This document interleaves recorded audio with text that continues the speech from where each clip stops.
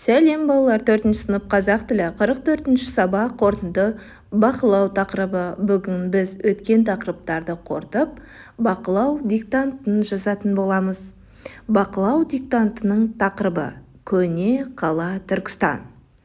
Балалар, диктант жазу барысында тыныштықты сақтап, мұқият тыңдаңдар.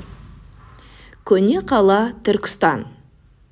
Шымкент, Тараз, Алматы, Түркістан көне қалалар. Ең көне қала Түркістан қаласы. Түркістан облыс болып белгіленгеннен бері қала көркейіп даму үстінде. Қалада көне кесенелер мен ескерткіштер және қасиетті орындар өте көп. Мұндағы әр тарихи орынның өз мән мағынасы, сыры мен ерекшелігі бар. Соның ішінде Қожа Ахмет Яссауи кесенесін айтпасқа болмас.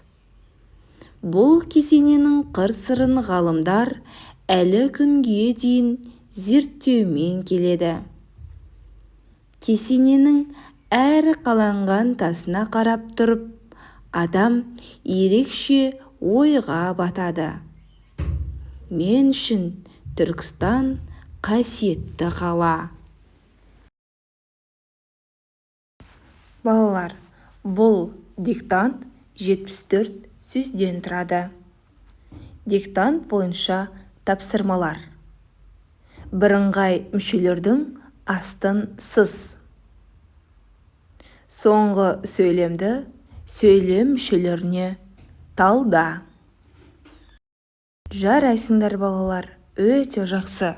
Бүгінгі сабақ түсінікті болса, видеоға лайк басып, каналға тіркеліп алыңдар.